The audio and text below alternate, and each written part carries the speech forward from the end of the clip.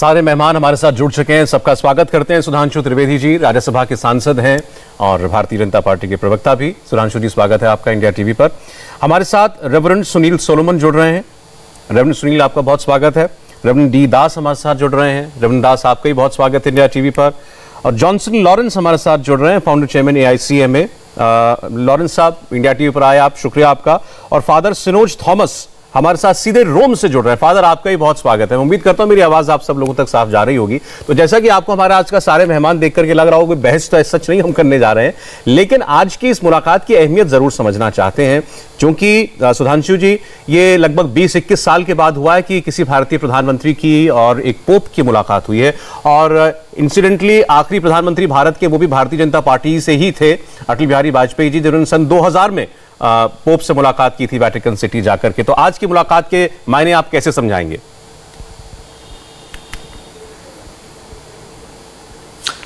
देखिए, pope Roman Catholic Christians के धर्मगुरु या रिलीजियस हेड तो हैं ही, परंतु इसी के साथ साथ वो एक हेड ऑफ द स्टेट भी है, क्योंकि टेक्निकली वेटिकन एक स्टेट है। और मजेदार बात यह है कि अगर आप जनरल नॉलेज में पढ़ेंगे कि दुनिया का सबसे छोटा देश कौन सा है, तो वो वेटिकन है, क्योंकि वहां पर शायद 1100-1200 लोग ही रहते हैं और उसे एक राज्य का दर्जे, के राष्ट्र का दर्जा प्राप्त है। तो जो मोदी जी की मुलाकात हुई वो एक प्रकार से दो राष्ट्र प्रमुखों की मुलाकात है। मैं इसको एक सकारात्मक दृष्टि से लेता हूं कि मोदी जी ने जब अपनी विदेश नीति की शुरुआत की तो उन्होंने कई अभिनव प्रयोग किए। मैं उसके डिटेल में भी नहीं जा रहा हूं कि उससे पहले हमारी जो विदेश नीति होती थी वो केवल स्ट्रेटेजिक इकोनॉमिक इश्यूज के ऊपर रहती थी और डिप्लोमेटिक इश्यूज पर। अब उन्होंने कल्चरल इशू भी शुरू किया और आपने देखा कि जहां जहां वो गए भारतवंशी समुदाय के साथ और भारत के सांस्कृतिक संबंधों को लेकर भी उन्होंने इस प्रकार के कई अच्छे प्रयास किए। मैं इसको दो हेड ऑफ द स्टेट्स की मुलाकात के साथ साथ एक सकारात्मक दृष्टिकोण से यह भी मानता हूं कि उन्होंने सांस्कृतिक दृष्टि से भी यह कहने का प्रयास किया। और एक बात मैं यह भी कहूंगा, यह किस लिए महत्वपूर्ण है, क्योंकि क्रिश्चियनिटी की जड़ें भारत में यूरोप से ज्यादा पुरानी है। यह तक माना जाता है कि सबसे पुरानी जो चर्च है वो केरल में है। ठीक है, उसको लेकर एक मतभेद भी है, पर सेंट थॉमस 1st सेंचुरी में भारत आए थे और यूरोप में क्रिश्चियनिटी शुरू होती है जब किंग कॉन्स्टेंटाइन ने 324 AD में क्रिश्चियनिटी को अपना राजधर्म बनाया, उसके बाद शुरू हुआ। तो इसका मतलब भारत में क्रिश्चियनिटी की जड़ें कम से कम 300 साल से ज्यादा पुरानी है। कहां से? उस वहां से जिस वेटिकन में आज की डेट में वहां है। तो भारत का भी एक अलग संबंध है। तो मैं कहना चाहता हूं कि भारत की एक बड़ी यूनिक आइडेंटिटी पूरी दुनिया में जानते क्या है? मजेदार बात यह है कि अगर आपसे पूछा जाए कि दुनिया में एक देश बताइए जिसपे इस धरती में पाए जाने वाले सारे रिलीजन मौजूद हों, तो वो सिर्फ भारत है। वो पारसी और ज़ोरोस्ट्रियन जो अपनी धरती से खत्म हो गए वो भारत में है। एकमात्र देश जिसके यहूदियों ने लिखा कि हमारे साथ कोई भेदभाव नहीं हुआ। इस्लाम के सारे फिरके सिर्फ भारत में हैं। और क्रिश्चियनिटी में भी भले ही Roman Catholic, Protestant, Eastern Orthodox, Seventh Day Adventist में आपस में जो भी मतभेद हो, पर भारत में वो बिल्कुल सामंजस्य के साथ रहते हैं। तो ये भारतीय संस्कृति की जो अद्भुत क्षमता है, इसको लेकर भले ही लोग कुछ भी सांप्रदायिक आधार पर बोलते रहे, कहीं ना कहीं मोदी जी ने अपनी विदेश नीति में उसकी अभिव्यक्ति करने का भी प्रयास किया है। जी, हमारे साथ जितने बाकी मेहमान हैं एक तरीके से भारत में ईसाई समुदाय के प्रतिनिधियों के तौर पर आज इस चर्चा में हमारे साथ मौजूद हैं। लेकिन मैं सबसे पहले रोम जाना चाहता हूं फादर सिनोज थॉमस के पास। फादर थॉमस, ये बताइए, रोम में प्रधानमंत्री के आने का और उनके पोप फ्रांसिस से मुलाकात को लेकर के क्या रिसेप्शन है? देखिए, हम तो बहुत खुश है। पूरे जितने भी भारतीय यहाँ पे रहते सब बहुत खुश है, क्योंकि हमारे देश के प्रधानमंत्री जी आदरणीय नरेंद्र मोदी जी आज यहाँ ईसाई धर्म समाज के धर्मगुरु पोप फ्रांसिस मिलने के लिए यहाँ सुबह आए हैं। उनका मुलाकात भी हुई उनसे, हम बहुत खुश है। ये एक प्रकार से एक संकेत है कि हमारा देश सभी धर्मों का आदर करते हैं। हमारे लिए बहुत खुशी की बात है। जैसे हमारे सुधांशु त्रिवेदी जी ने बताया कि भारत ही एकमात्र देश है जहां हर तरह के सभी धर्म के लोग एक साथ मिलजुल कर रहते हैं, खुशी के साथ रहते हैं। ये हमारे लिए बहुत खुशी की बात है। हम आशा करते हैं कि आगे भी ऐसे ही रहेंगे और आदरणीय मोदी जी ने भी एक कदम बढ़ाए हैं उनकी तरफ। हमारे लिए भी एक अच्छा नमूना दिखाया है उन्होंने। हम भी इसी प्रकार सबको एक जैसे देखना चाहिए। जी रेवरेंड सोलोमन, वैसे तो इतने बड़े मुल्क में बहुत सारी बातें होती हैं जब इतने सारे लोग इतने अलग अलग विचारों के, धर्म संप्रदायों के रहते हैं, लेकिन प्रधानमंत्री का पोप से मिलने जाना और उनको भारत के लिए आमंत्रित करना, इसकी तो एक खास जगह होगी जरूर। बिल्कुल, ये बहुत बड़ा और एक अच्छा कदम है जो हमारे आदरणीय प्रधानमंत्री जी ने लिया है। लोकप्रिय नेता हैं, और जब इस संपूर्ण देश का बड़ी अच्छी बात लगी कि जो अभी हमें बताया, याद कराया गया कि हिंदुस्तान में जो मसीहत की, ईसाई धर्म की जो जड़ें हैं वो 300 साल पुरानी हैं। जब सेंट थॉमस साउथ में आकर के उन्होंने ये पैगाम दिया था, जब नया नया प्रभु यीशु का जो मृतकों में से जी उठना था, एक बड़ी सेंसेशनल चीज थी। आज हमारे देश के प्रधानमंत्री ऐसे देश से जहां पर भिन्न भिन्न प्रकार के धर्म हैं, एक पैगाम लेकर के जा करके एक क्रिश्चियन हेड को मिलना वेटिकन के अंदर, जो कि ऑलमोस्ट एक देश है, ये बहुत अच्छा संदेश देता है। बहुत स्ट्रॉन्ग मैसेज है कि जो तरीके से अब तक देखा जाता है कि एक ही धर्म की बढ़ोतरी करते हैं, नहीं, ये इस उनकी विजिट के बाद और खासतौर पर उनको पोप फ्रांसिस को यहाँ पर आमंत्रित करने से मुझे लगता है ये पूरी तस्वीर हमारे आगे और स्पष्ट होती है, और इसलिए हम इसकी प्रशंसा करते हैं, धन्यवाद करते हैं, और खास तौर पे हमारी जो मसीही कम्युनिटी है कि वाकई में हमारे जो प्रिय प्रधानमंत्री, जिनको पिछले इलेक्शन में हम लोगों ने भी वोट करा जी, तो आज उन्होंने एक ऐसा संदेश दिया है जिससे स्पष्ट हो गया कि जो हम सोचते थे शायद उससे कहीं भिन्न है। जी, मैं लॉरेंस साहब के पास अब जाना चाहता हूं।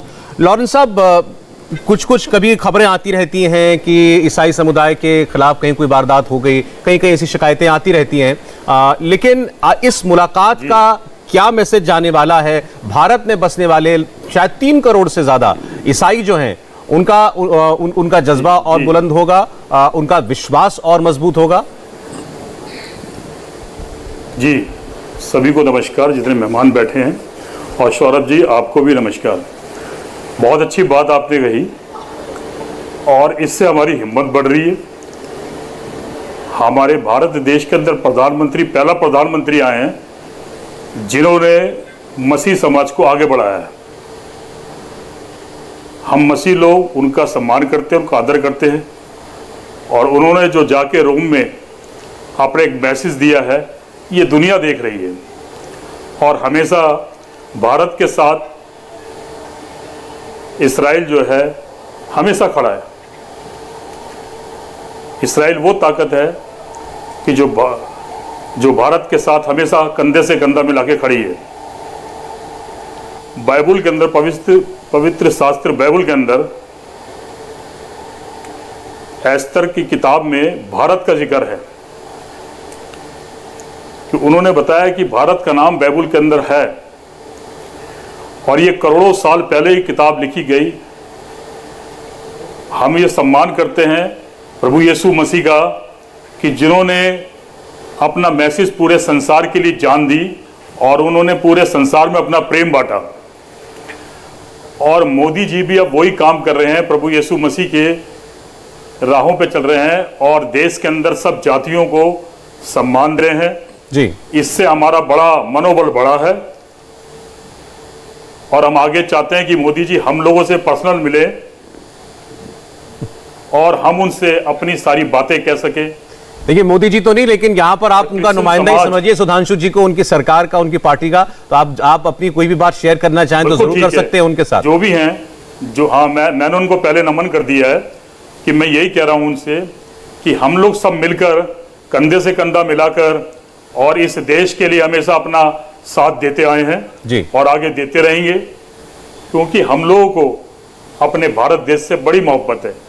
आप अगर बाइबल आज मैं लाया नहीं हूं, उसमें एस्तर की पुस्तक है जिसमें भारत का जिक्र है। जी बिल्कुल। ये बहुत बड़ी बात है, बहुत बड़ी बात है। जी जी। अच्छा, अगर इसका एक पहलू और मैं छूना चाहूं, मैं सुधांशु जी के पास जाना चाहता हूं। लॉरेंस साहब, एक मिनट। सुधांशु जी, अगर इसका एक पॉलिटिकल एस्पेक्ट देखें, क्योंकि हमारे यहाँ कोई विजिट हो, और ये तो बहुत बड़ी विजिट है, तो कहीं ना कहीं से टिप्पणियां जरूर होंगी ही।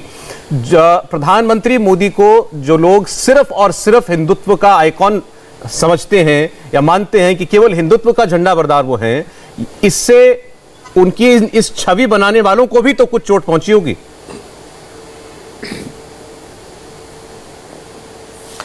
देखिए, मैं उसी बिंदु पे आना चाहता हूं। ये जो प्रचार है, ये किस प्रकार का दुष्प्रचार है, ये मैं आपको फैक्ट के साथ बोलता हूं। ये बताइए, जब अफगानिस्तान में हमारे यहां के एक पादरी बंदी बना लिए गए थे, यही मोदी सरकार थी ना। जमीन आसमान के कुलाबे एक कर दिए थे उनकी सुरक्षित घर वापसी के लिए। आप याद करिए, केरल में जब फादर जोसेफ के हाथ काट दिए गए, कौन बोला था उनके पक्ष में? जब इस्लामिक फंडामेंटलिस्ट ने काम किया था, सिर्फ भारतीय जनता पार्टी बोली थी ना, बाकी तो कोई नहीं बोला। हाल में याद करिए, 2 साल पहले कोलंबो में चर्चों में धमाके हुए, कोई बोला हमारे यहां से? कौन बोला? मोदी सरकार ने बोला और हमारी पार्टी ने बोला। तो इस प्रकार का मतभेद किसी प्रकार का करना सर्वथा अनुचित है। और जितने भी आरोप लगाए गए, याद करिए 2015 का दौर, जब बैरक ओबामा जनवरी 2015 में भारत आए थे, अचानक बहुत सारी खबरें आने लगी, दिल्ली में चर्चों पे हमले हो रहे हैं, चर्चों पे हमले हो रहे हैं। पर आपने एक मजेदार बात ध्यान दिया था, दिल्ली का चुनाव खत्म हुआ और वो खबरें आनी खत्म हो गई।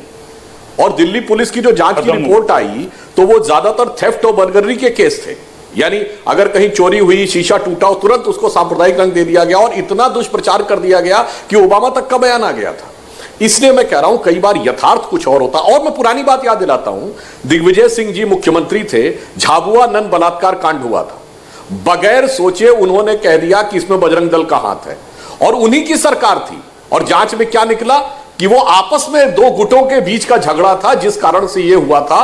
और उन्हीं की सरकार, उन्हीं की केंद्र सरकार को सीबीआई जांच करने की भी मतलब संस्तुति नहीं कर पाई। इसका मतलब वो कहीं ना कहीं एक प्रचार अलग होता है, यथार्थ अलग होता है। सभी के साथ समान रूप से खड़े। हाँ, एक बात मैं जरूर कहना चाहूंगा, लॉरेंस साहब ने एक बात कही कि बाइबल में भारत का उल्लेख है। अब देखिए, मैं कोई क्रिश्चियन थियोलॉजी का बहुत जानकार नहीं हूं, इसलिए मैं भी एक फैक्ट सामने रखना चाहता हूं, किसी की धार्मिक भावना हर्ट नहीं करना चाहता हूं, कैविएट के साथ। मैंने बीबीसी की एक डॉक्यूमेंट्री देखी थी, जिसमें यह उल्लेख था, इसमें भारत का कहीं कोई रेफरेंस नहीं है, कि एक क्रिश्चियन राइटर है, रशियन राइटर है, जिसका नाम है निकोलाई मिथोविच। उसने अपनी एक किताब लिखी है, the unknown life of Jesus Christ. क्योंकि सबको पता है, जीसस क्राइस्ट जी के 15-16 वर्ष की आयु से लेकर 29-30 साल तक की आयु के तकरीबन 14 वर्षों का कोई उल्लेख डिटेल अवेलेबल नहीं है, बाकी पूरे जीवन का डिटेल अवेलेबल है। तो उसने यह लिखा है कि 19th सेंचुरी में की लिखी हुई किताब है, कि तिब्बत में एक मैन्युस्क्रिप्ट में उसने यह लिखा देखा कि उसमें लिखा हुआ है कि इजराइल से 1st सेंचुरी एडी में एक बच्चा आया था जिसका की नाम ईसा था, और उसने यहां पर बहुत शिक्षा ली। अब गॉस्पेल ऑफ मैथ्यूज में इस बात का उल्लेख है कि 3 wise man came from east to met the baby Jesus Christ. अब ये भी आपस में एक संबंध है, इसमें ना भारत है, कहीं रशियन राइटर है, तिब्बत को कोट कर रहा है, बीबीसी ने अपनी डॉक्यूमेंट्री में दिखाया है। तो मैंने जो कहने का प्रयास किया, भारत के साथ जो भारत का जो सांस्कृतिक और आध्यात्मिक पक्ष है ना, वो बहुत व्यापक है। और मोदी जी जिस विचार को आगे रखने का प्रयास करते हैं, उसे भले हिंदुत्व कह के आप पॉलिटिसाइज करने का प्रयास करें, परंतु वो उसी विचार का प्रतीक है। और एक मैं सकारात्मक बात और भी कहना चाहूंगा भारत के ईसाई समुदाय के लिए। भारत के ईसाई समुदाय ने कभी यह कहने का प्रयास नहीं किया कि 200 साल का अंग्रेजों का राज क्रिश्चियन रूल था। कोई और समुदाय कहते होंगे, उसने कभी यह कहने का प्रयास नहीं किया कि गेटवे ऑफ इंडिया और इंडिया गेट मेरे बाप ने बनवाया था। तो यह भी इस बात को दर्शाता है कि एक सकारात्मक दृष्टिकोण से अगर समाज के साथ मिलकर काम करना चाहें, तो भारतीय संस्कृति की उदारता तो उनका ईमानदारी से स्वागत करने को तैयार है। हाँ, परंतु दुष्प्रचार से, छल और षड्यंत्र से बचने का प्रयास करना चाहिए हम सभी को। उसमें सबके लिए एक सकारात्मक वातावरण बनता है। बड़ी अच्छी बात है आपने कही जी, सबका अच्छी बात है। रेवरेंड दास के पास जाना चाहता हूं। रेवरेंड दास, आपने सबकी बातें अभी सुनी हैं, तो पहले तो मैं आपके विचार जानना चाहूंगा इस मुलाकात पर, और जो न्योता पोप फ्रांसिस को देकर आए हैं प्रधानमंत्री मोदी भारत आने के लिए, सब लोग इच्छुक हैं कि वो उसको स्वीकार करें और वो आए, और क्या मतलब है भारत में रहते हुए ईसाई होने का, ये भी आपसे समझना चाहेंगे। हेलो जी, सबसे पहले आपका धन्यवाद और सभी पैनलिस्ट का मैं उन सबको सादर नमन करता हूं, नमस्कार करता हूं। सारे श्रोताओं, स्वागत योग्य है कि हमारे देश के प्रधानमंत्री वहां पर गए और पोप से गले मिले। ये स्वागत योग्य है ये सारी बातें, पर जैसा कि अभी बताया गया कि पूरे साल में 300 बार हमले हुए। क्रिश्चियनिटी का भी सुधांशु जी बोल रहे थे कि वहां ये हुआ था, उससे ये हुआ और वो किया और वो किया। अभी ये 300 बार के हमलों में बार बार जंतर मंत्र पर एजिटेशन हुए, प्रदर्शन किए, कुछ मेमोरेंडम होम मिनिस्ट्री को दिए गए, कहीं दिए गए, मगर ये हमले लगातार चल रहे, रुक नहीं पा रहे। अच्छा होता कि प्रधानमंत्री जी यहां पर मसीह समाज से भी गले मिलते। एक बार भी कोई शब्द, कोई किसी भी बात का उन्होंने अपने मुख से बोला नहीं। इतने चर्चेस तोड़ दिए गए, दिल्ली में तोड़ दिए गए, और दूसरे की बात दूसरी जगह की छोड़े, कोई लिया नहीं जाता, कोई भी निर्णय, कोई भी बात सुनी नहीं जाती मसीह समाज की। अगर आज आप गले मिल रहे हैं, बड़ी अच्छी बात है। मैं ये कहता हूं कि मसीह समाज में वो कुव्वत है, वो ताकत है कि वो सबको गले लगा लेती। हमारे प्रधानमंत्री जी को भी पोप ने गले लगा लिया। क्या हमारे प्रधानमंत्री जी यहां पर किसी संत से, किसी उनसे गले मिल सकते हैं? कभी दिखाया हम गले मिलते हुए? किसी मौलाना से गले मिल सकते हैं? दिखाया कभी गले मिलते हुए? जी, मैं नहीं मानता कि कभी दिखाया होगा। यह हमारी ही वो है जो हमको सिखाया गया है, और मैं सुधांशु जी के ज्ञान की प्रशंसा करूंगा कि उन्होंने बहुत अच्छा ज्ञान है उनको। नहीं तो जितने प्रवक्ता आते हैं वो तो सिर्फ एक ही बात कहते हैं कि ये ईसाइयों को इटली भेज दो, पर उन्होंने मान लिया कि ईसाई धर्म भारत में बहुत पुराना है, उसकी जड़ें बहुत पुरानी है। मान लिया उन्होंने आज पूरे आवाम के सामने। मैं उनका स्वागत करता हूं उनके शब्दों पर। ठीक है रेवरेंड दास। ये बात कहना चाहता हूं कि भारत में, भारत की मसीहत में रहने के लिए हम तो तटस्थ हैं, हम क्रियाशील हैं। हमारा योगदान, चाहे वो शिक्षा हो, चाहे वो मेडिकल हो, चाहे किसी भी चीज में हो, हमारा योगदान सबसे। ठीक है रेवरेंड दास, मैं रेवरेंड में आपकी बातों का जवाब ले लूं जरा, क्योंकि आपने कुछ आरोप लगाए। आपने सबसे पहले आपने कहा कि भारत में जिसे सुधांशु जी कहते हैं कि वो प्रायोजित ही लगते हैं। कभी किसी चर्च पर हमला होना, पत्थर चलना आएगा, किसी चर्च में कुछ लोग चले जाते हैं, वहां कुछ हंगामा करते हैं, ऐसी वारदातें होती हैं। जाता हूं, प्रायोजित करने वाले कौन लोग? एक सेकंड, मैं जवाब ले लूं, आप ही की बात का जवाब दे रहा हूं। सुधांशु जी, उनका कहना है कि इन मुद्दों पर सरकार खुलकर क्यों नहीं बोलती? प्रधानमंत्री भारत में ईसाई समुदाय के लोगों के साथ खुलकर क्यों नहीं मिलते? अच्छा, मैं उसके लिए सबसे आज तक की जो सबसे बड़ी घटना हुई है, सबसे दुखद और बड़ी घटना हुई है, मैं उसका उल्लेख कर देता हूं। जब 1999 में ग्राहम स्टोन्स की हत्या हुई, मैं सिर्फ यह फैक्ट बताना चाहता हूं, उस समय उड़ीसा में किसकी सरकार थी? कांग्रेस की। मुख्यमंत्री कौन थे? गिरधर गोमांग। जांच में क्या निकल के आया? दारा सिंह का एक्विटल हो गया, कोई कनेक्शन नहीं स्टैब्लिश हो पाया। नहीं, मैं रोकना चाहूंगा आपको। कांग्रेस सरकार में दारा से जिनको बाद में बजरंग दल के लोगों ने उनका स्वागत हार पहना करके किया, मैं रोकना चाहूंगा आपको। आप ऐसा मत बयान कीजिए। बहुत बढ़िया बात, ठीक है रेवरेंड, मैं सिर्फ ये कहना चाहता हूं, सुधांशु जी आपने बहुत अच्छी बात बोली, बहुत अच्छी बात। अच्छा ठीक है रेवरेंड दास, आप जवाब ले लीजिए पूरा, उसके बाद आपको कोई आपत्ति होगी तो आप बोल लीजिएगा। मैं सिर्फ ये कह रहा हूं कि कांग्रेस की सरकार थी, सुनिए, कांग्रेस की सरकार थी और कोई चीज भी वो अपनी सरकार में साबित नहीं कर पाए, हो हल्ला चाहे जो हुआ। मैंने झाबुआ कांड का उल्लेख पहले कर दिया। अभी आइए 2008 कंधमाल, तो बीजू जनता दल की सरकार थी उड़ीसा में, कोई भी चीज प्रूव नहीं हुई। इसीलिए मैं कह रहा हूं, विपक्ष की सरकारें रहते हुए कोई भी चीज जांच में नहीं साबित कर पाती हैं, हो हल्ला पूरा मचा दिया जाता है, क्योंकि ये एक उद्देश्य है। अब मैं एक और बात आपको बताना चाहता हूं, आप जाके चेक कर लीजिएगा दास साहब, जब मोदी जी भी मुख्यमंत्री नहीं थे, मैं नवंबर 1998 की बात कर रहा हूं, गुजरात के डांग में इतना, जबकि एक भी व्यक्ति की मृत्यु नहीं हुई, एक भी व्यक्ति हॉस्पिटलाइज नहीं हुआ, और एक भी कोई पक्की इमारत को क्षति नहीं पहुंची, कुछ टीन शेड्स थे जहां पे क्षति पहुंची हो, और परंतु पोप का बयान तक आ गया था, इतना हल्ला मचाया गया। और वही नवंबर 98 में मलेशिया में 12 चर्च चलाए गए थे, परंतु उसके बाद बयान नहीं आया था।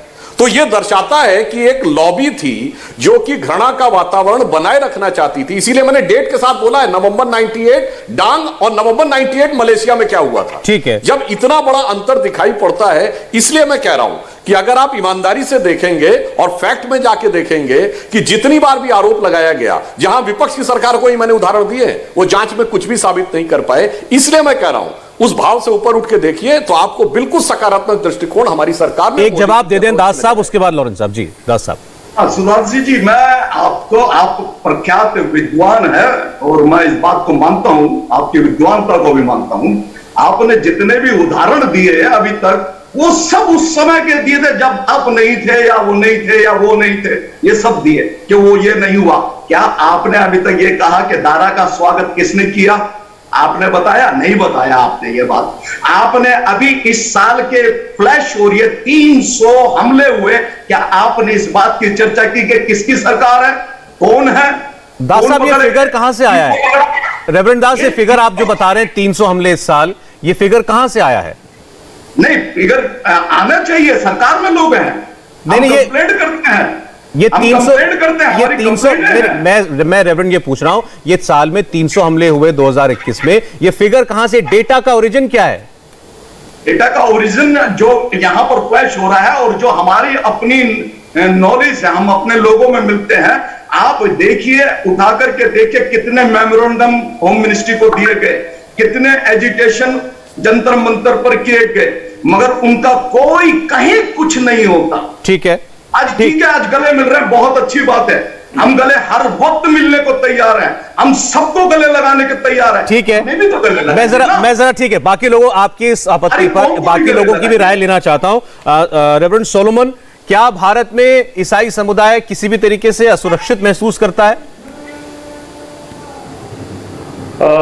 जो अभी रेवरेंड दास बता रहे थे वो मेरा ख्याल पास है, पुरानी बातें हैं, और जो अभी कदम मोदी जी ने उठाया है, हम उम्मीद करते हैं कि अब वो बातें रिपीट नहीं होंगी और ऐसा मौका नहीं मिलेगा।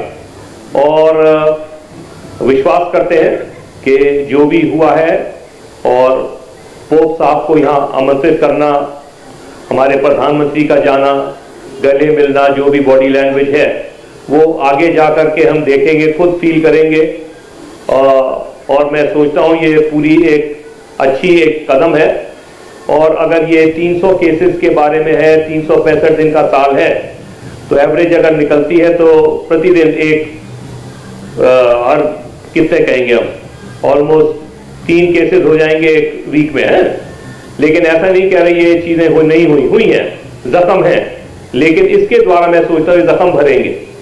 तो मुझको यही कहना है कि हम विश्वास करते हैं कि ये वाली जो स्टेप है, इससे जो हमारे जख्म है वो हील होंगे, चंगाई मिलेगी, यही मेरा कहना है। फादर थॉमस, आप तो रोम में बैठे हैं, वहां मुझे बताइए कि आप तो पोप की सीट के करीब बैठे हुए हैं, वहां से भारत में ईसाई समुदाय की क्या छवि जा रही है? हमें ये अच्छा लग रहा है कि मोदी जी ने ये कदम बढ़ाया है। मैं कहना चाहता हूँ कि हमें पुरानी बातों को भूलना चाहिए। जैसे हमारा ईसाई समाज, जैसे प्रभु यीशु ने सिखाया कि तुम्हारे साथ जो भी गलत किया है उनको भूल जाओ, उनको माफ कर दो। अगर हमारे साथ कुछ भी गलत हुआ है उसको भूल जाओ। अभी मोदी जी ने आगे कदम बढ़ाया है, ये हम उम्मीद कर रहे हैं कि हमारी आशा है कि हम एक साथ रहेंगे और ये भारत भाईचारे बनाए रखने वालों का देश है, हम साथ में रहेंगे। हम यही उम्मीद कर रहे हैं। आगे भी किसी भी धर्मों को लेकर कहीं भी कोई भी हंगामा या कुछ भी गलत नहीं होंगे, हम यही उम्मीद कर रहे हैं और आगे भी हम यही आशा करते हैं। जी अच्छा, 2-3 बातें लेकिन सुधांशु जी प्रधानमंत्री की विजिट से पहले जरूर हुई। एक तो भोपाल के आर्च बिशप थे उन्होंने चिट्ठी लिखी प्रधानमंत्री मोदी जी को, जिस बात का जिक्र अभी दास साहब कर रहे थे कि ऐसी घटनाओं पर रोक लगाने के लिए प्रधानमंत्री को कुछ कहना चाहिए या प्रधानमंत्री को एक्शन लेना चाहिए। और दूसरी बात, मैं अभी किन्हीं ईसाई समुदाय के वरिष्ठ लीडर की बात में सुन रहा था, उन्होंने कहा कि हमारी दिक्कत केवल एक है, वो ये कि हमारे हर आयोजन को, अगर हम कोई प्रेयर मीटिंग भी कर रहे हैं तो उसको ऐसा मान लिया जाता है कि ये कोई कन्वर्जन सेरेमनी हो रही है, ये बंद होना चाहिए।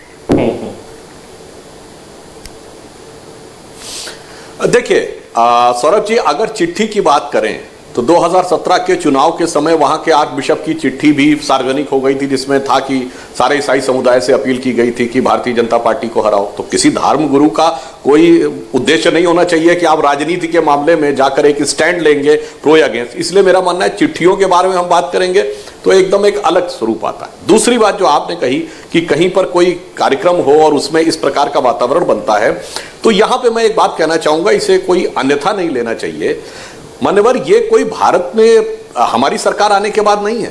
एज बैक एज 1954, जब मध्य प्रदेश भी नहीं बना था, central provinces and Berar, CPN Berar कहलाता था, उस जमाने में जस्टिस नियोगी नियुक्त किए गए थे और जस्टिस नियोगी कमीशन की रिपोर्ट में इस प्रकार की बात आती है।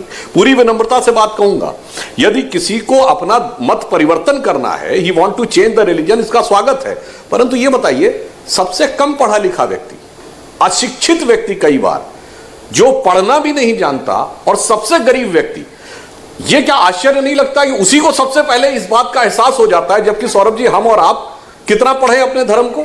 अगर कोई यह पूछे कि हमने आपने कितने वेद वेदांग पढ़े, नहीं बता पाएंगे।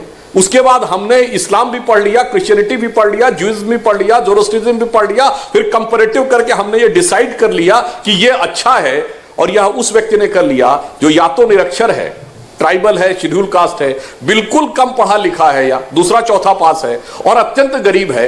तो यह बात अपने आप में तर्क संगत नहीं लगती और यह अपने आप में संदेह भी उत्पन्न करती थी। इसलिए चूंकि ऐसी परिस्थितियां पिछले समय में रही हैं, इसलिए इस प्रकार की बात उठती है। जहां तक हमारी सरकार का प्रश्न है, हम प्रथम दृष्टया किसी को संदेह की नजर से नहीं देखना चाहते। और पॉजिटिव बात कहना चाहता हूं, देखिए, आप जितने भी लोग बैठे हैं उनके नाम देखिए, वो लोग नाम में अपना भारतीय आइडेंटिटी को छोड़ नहीं रहे। यह एक सकारात्मक बात है। मैं भी क्रिश्चियन कॉलेज का पढ़ा हुआ हूं, हमारे तमाम टीचर ऐसे थे जिनके की नाम क्रिश्चियन भी थे और उसमें भारतीय नाम भी था और सरनेम क्रिश्चियन भी था।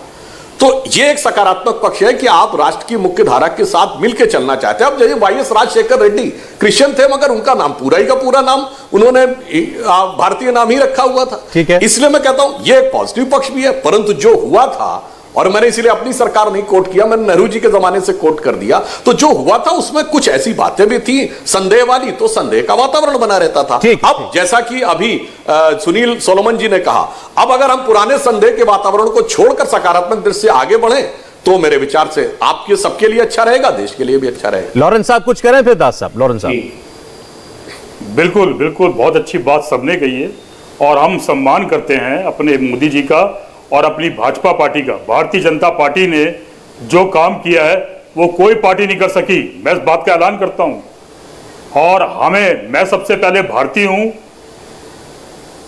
उसके बाद मेरा धर्म है, फिर मैं मसीह हूं, पहले मैं हिंदुस्तानी हूं।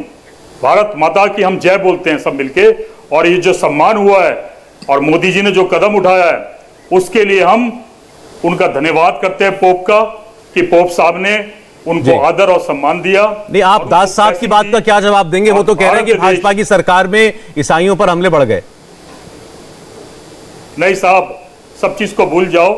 हमारी बाइबल में लिखा हुआ है कि तुम्हारे सताने वालों को तुम माफ करो, जो तुम्हें मारते हैं उन्हें माफ करो, जो तुम्हें गाली बकते हैं उन्हें माफ करो, जो तुम्हें सताते हैं उन्हें माफ करो। तो सर, जब हम बाइबल पढ़ते हैं तो हमने माफ कर दिया। हमारे चर्च जलाए, हमें मारा, हमने उनको माफ कर दिया। ठीक है साहब, ग्राम स्टेन को मारा, उनके बच्चों को मारा, हमने सबको माफ कर दिया। हमने परमेश्वर के हाथ में सौंप दिया। परमेश्वर, बदला लेना परमेश्वर का काम है, हमारा नहीं है। मोदी जी की जय हो और भारतीय जनता पार्टी जिंदाबाद है और जिंदाबाद रहे। ठीक है, ठीक है, आप काफी निकट हैं भाजपा सौरभ जी और जी ठीक, मैं एक बार जरा और हमारे दास साहब की रजत बात शर्मा सुन लो, जी का भी मुस्कुरा रहे हैं धन्यवाद आपकी करता बात हूं। सुनकर वो। बहुत जी दास अच्छा साहब, चैनल है। जी दास साहब। जी रजत शर्मा जी, थैंक यू। देखिए कहने को बहुत कुछ है, पर वही है कि हिंदू ईसाई जो आपने आज हेडिंग बनाया भाई भाई, और मैं भी सहमत हूं कि हम उन बातों को भूल करके आगे चलें, और हमको सिखाया हमारे प्रभु यीशु मसीह ने कि हम माफ कर दें, हम करते हैं। और हमें कुछ बातें माफ करना करने पर मुश्किलात पैदा विघ्न बाधाएं खड़ी करती, जैसे हमारे भाई सुधांशु जी ने भी कहा, हमारे भाई सुधांशु जी ने कहा कि ये सबके नामों को देखो। आप नामों को क्यों देखते, आप हमारे कामों को देखो, आप हमारे काम क्यों नहीं देखते। आपने बोला कि मैं क्रिश्चियन कॉलेज से पढ़ा हुआ हूं, यही हमारा काम है। हमने आप जैसे नेता बनाए हैं, हमने आईपीएस बनाए हैं, हमने डॉक्टर्स बनाए हैं, आप हमारे काम क्यों नहीं देखते, आप हमारे नाम क्यों देखते हैं। हमारा हम क्योंकि भारत में रहते हैं इसलिए भारत से हमें प्रेम है, हम भारत के नाम बहुत रखते अच्छी हैं। बात, बहुत अच्छी बात। हम अंग्रेजों के नाम रख ले, तब हम अंग्रेज कहलाएंगे, तब हम ईसाई कहलाएंगे। कैसे बात करते हैं आप। और रही बात हिंदुस्तानी है, दूसरी, एक हिंदुस्तानी आपने कर रहे सवाल हैं। किया था, नहीं वो तो आपकी उल्टा, रेवरेंड दास वो तो तारीफ ही कर रहे थे नाम को लेकर। तो मैं कब उनकी बुराई कर रहा हूं, मैं भी उनकी तारीफ कर रहा हूं।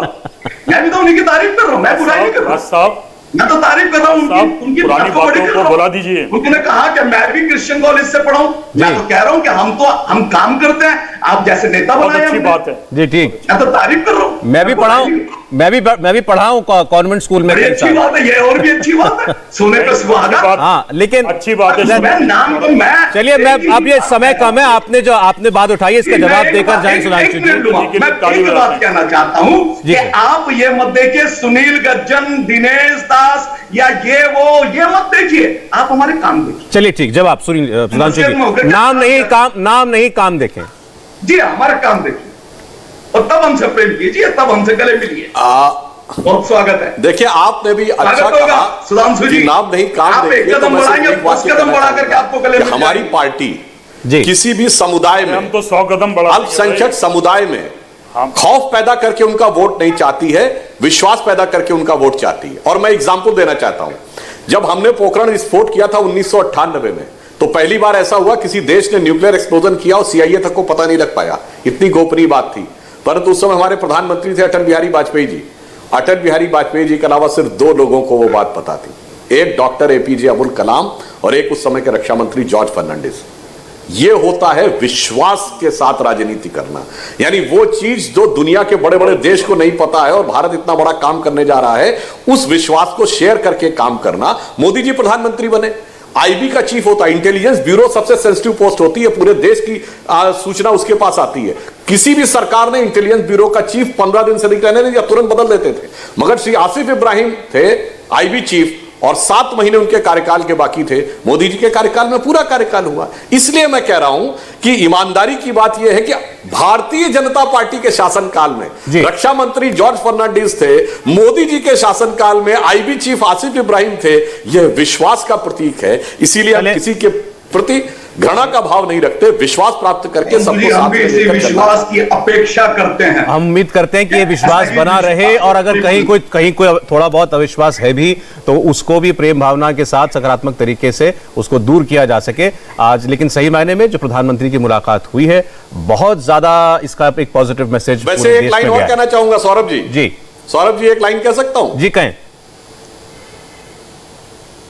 मुझे भी एक लाइन कहने का मौका दीजिए। मैं सिर्फ ये कहना चाहता हूं, मैंने करीब 20 साल पहले एक बुक में पढ़ा था कि बाइबल में एक चैप्टर डैनियल है जिसमें लिखा है कि आफ्टर 2000 इयर्स ऑफ क्राइस्ट, एक क्राइसिस के बाद there will be an epoch of new era. जी तो 2000 साल हो चुके हैं क्राइस्ट के, तो we should wait and become an active partner in the epoch of the. जरूर जरूर जरूर जरूर। रेवरेंड दास, आज के लिए माफी चाहता हूं, समय बिल्कुल नहीं है, लेकिन बहुत अच्छा लगा आपसे बात करके। बहुत बहुत धन्यवाद आप सभी लोगों का आज कुरुक्षेत्र में जुड़ने के लिए। इंडिया टीवी हर वक्त हर जगह डाउनलोड करने के लिए सर्च करें India TV news Google play store या ऐप स्टोर पर।